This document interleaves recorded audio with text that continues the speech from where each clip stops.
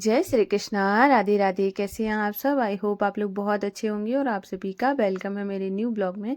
तो अभी यहाँ पे चल रहा है काम, और जो ये आरओ था ये पहले किचन में लगा हुआ था, तो अभी इसको ना बाहर लगवाया है।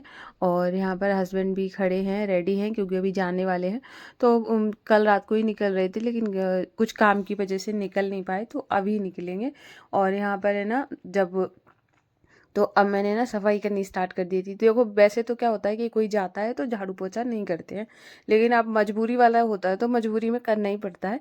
और जैसे कि होता है कि आप कंटिन्यू कर रहे होते हैं तो उसी बीच कोई चला जाता है तो कोई दिक्कत नहीं है। बाद में अगर आप कोई उनके जाने के तुरंत बाद स्टार्ट नहीं करना चाहिए। लेकिन हाँ, अब कुछ काम है ही, अब पूरे दिन तो वैसे भी करना था। तो यहाँ पर है ना, अभी मैं सफाई कर रही थी तो सामने है ना, टाइल्स और पत्थर दोनों लग गए।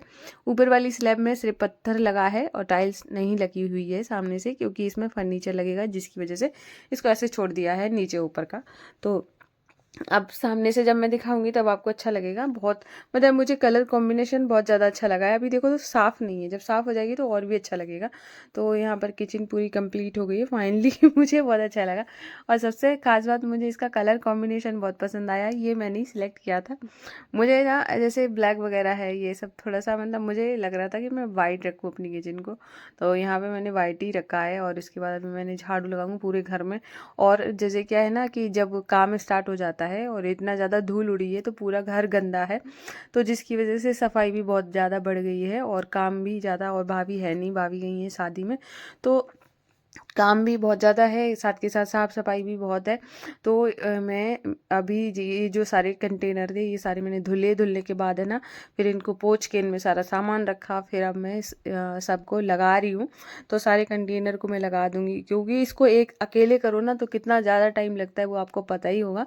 लेकिन क्या है ना, सबसे बड़ी बात है कि अगर आप कोई भी काम है ना खुशी खुशी करते हो तो आपको उसमें प्रॉब्लम नहीं होती है। अभी मैं मेरी एक सखी का कमेंट आया था, तो उन्होंने बोला है कि मेरी शादी को 10 साल हो गया है और वो सास ससुर के साथ रहती हैं और सारा काम करती हैं, फिर भी वो बदनाम हैं। और वो अपने हस्बैंड के साथ रहना चाहती हैं, और क्या करें, जिसके साथ मतलब वो अब हस्बैंड के साथ ही रहना चाहते हैं।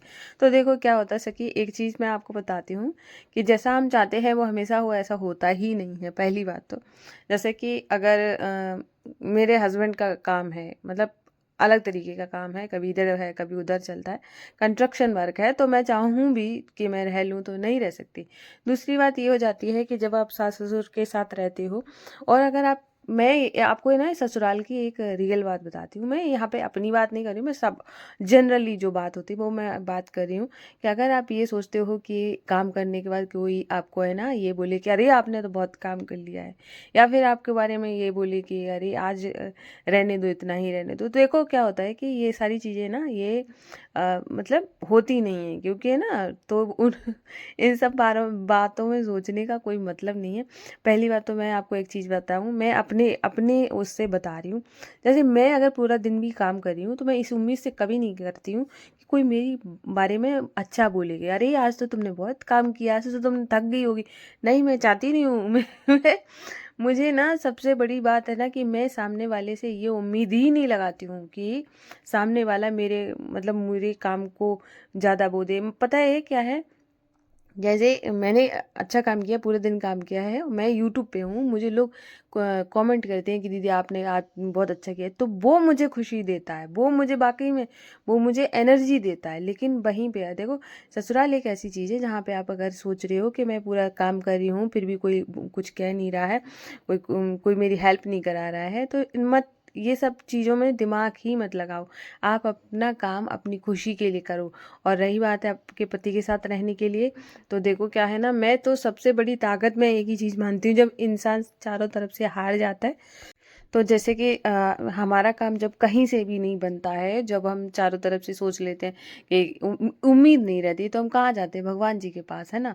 तो वही एक सबसे बड़ी ताकत है, जब आप उनकी शरण में चले जाते हो, जब आप अपने आप को उनसे समर्पित कर देते हो, उनका नाम जाप करते हो, उनको उनके ऊपर आश्रित हो जाते हो। कि एक होता है ना कि नहीं अब तो डिपेंड ही हो गए हैं, अब तो कुछ कहीं रास्ता ही नहीं बचा है, तब भगवान का जब रास्ता चुनते हो ना तो भगवान धीरे धीरे करके।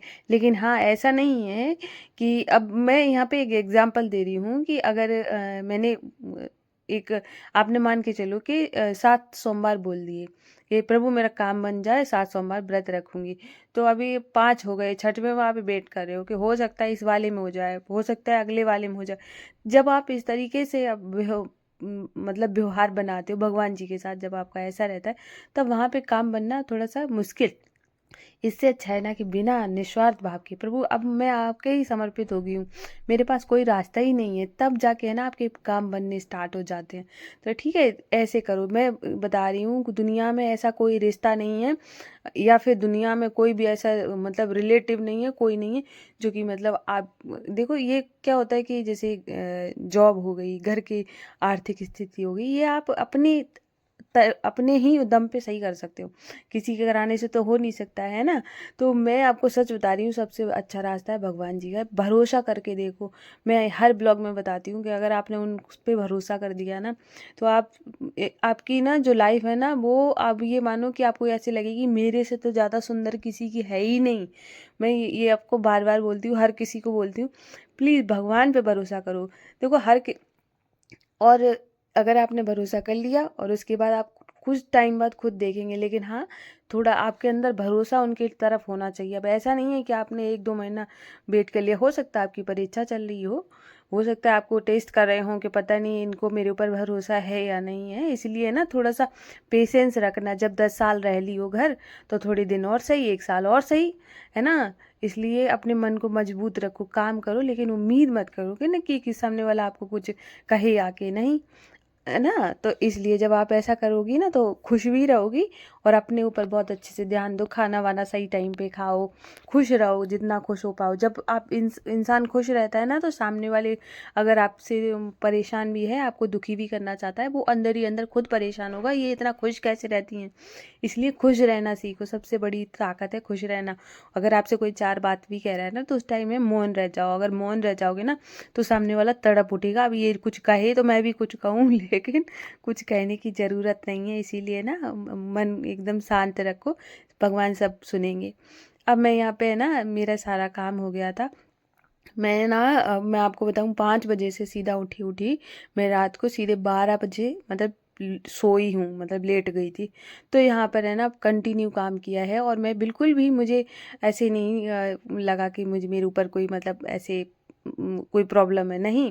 मैं ना खुशी खुशी काम कर रही थी, क्योंकि है ना, मैं हमेशा, मेरा जो है ना, जैसे कि कुछ भी होता है, जब आपको मैं हर उसमें बताती हूँ कि मैं कुछ भी करती हूँ ना, तो मेरा लगता है कि मैं अपने भगवान जी, जैसे मेरे आज है ना, इतना ज़्यादा मैंने पूजा रूम क्लीन किया, बेडरूम क्लीन किया, बाद ये आंगन और बरामदा, किचन पूरी क्लीन की, सारा कुछ अकेले ही तो किया है।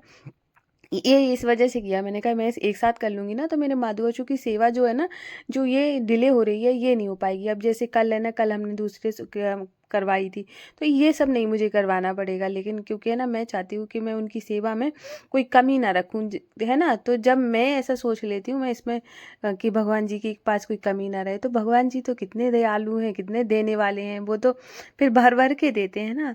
तो इसलिए ना भगवान जी पे कभी भी शक नहीं करना चाहिए। तो यहाँ पर है ना, अभी मैंने उनका श्रृंगार विंगार कर दिया था, और उसके बाद फिर मैंने पूजा पाठ करी, और आज है ना थकान बहुत हो गई थी, तो मैंने उनसे बोल दिया, मैंने कहा कि देखो ना, मुझे पूरे दिन से काम कर रही हूँ, तो मेरा वीडियो एडिटिंग सही से करवा देना मैंने कहा मुझे नींद ना आए। मैं सच बता रही हूँ, मैं मम्मी को बता रही थी, मैंने कहा आज मुझे बिल्कुल भी आलस नहीं आ रहा है ये वीडियो एडिटिंग में। मैंने कहा माधुआसू से मैंने बोल दिया था। तो देखो, ये होता है विश्वास। जैसे मैंने उनको बोला, मैंने कहा अब फिर मुझे नींद नहीं आएगी, तो मुझे लगा नहीं आएगी। तो ये होता है भगवान के ऊपर विश्वास करना। तो यहाँ पर है ना पूजा पाठ हो गई थी, तो इसके बाद है ना फिर मैं अब बना रही हूँ गर्मा गर्म चाय। तो इससे पहले ना मैगी बना के दे दी थी, मतलब नहाने से पहले इनको, कृष्णा सबको। और उसके बाद है ना अब चाय बना रही हूँ, और आज मैं थक भी गई हूँ बहुत ज़्यादा। तो और कुछ ना कुछ सारा दिन ये लोग खाते रहे हैं, तो इनका मतलब मैंने पूछ लिया था क्या खाओगे, तो मैंने कहा हल्का कुछ बना लूँ। तो फिर अब मैं खिचड़ी बनाऊँगी, तो ऐसा कुछ वैसा खाना बनेगा भी नहीं, और माधु वाशु भी खा लेंगे। तो यहाँ पे अभी मैं बाल वगैरह पोंछ लूँगी, और घर क्लीन हो गया है, तो बहुत अच्छा लग रहा है। गैस सिलेंडर मैंने अभी किचन में नहीं रखा है, ये थोड़ा भारी है, तो किसी की हेल्प ही लेनी पड़ेगी, तो इस वजह से नहीं रखा है।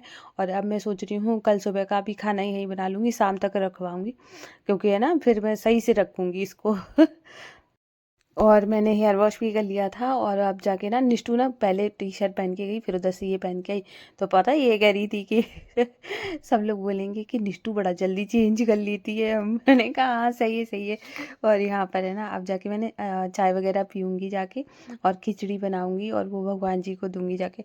और और है ना जैसे क्या है ना, वैसे तो कुछ और भी बना लेते लेकिन बहुत ज़्यादा थकान भी हो रही थी, और पापा बाहर से खा कर भी आए थे, और हम और अभी ना सब लोगों ने मैगी भी खा ली थी, तो जिसकी वजह से पेट भी भरा हुआ है। साबूदाना की खीर भी बनाऊंगी, तो ये इतना सारा कुछ है, तो इसकी वजह से फिर हमने रोटी और सब्जी रोटी कैंसिल कर दी थी। तो अभी यहाँ पे खिचड़ी बन गई है, भगवान जी को भोग लगाऊंगी। और आप लोग बताना कि आपको आज का ब्लॉग कैसा लगा है। अगर पसंद आया हो तो प्लीज़ वीडियो को लाइक करना। अगर आप लोग न्यू हैं तो चैनल को ज़रूर सब्सक्राइब करिएगा। मैं मिलूँगी कल। राधे राधे, जय श्री कृष्णा।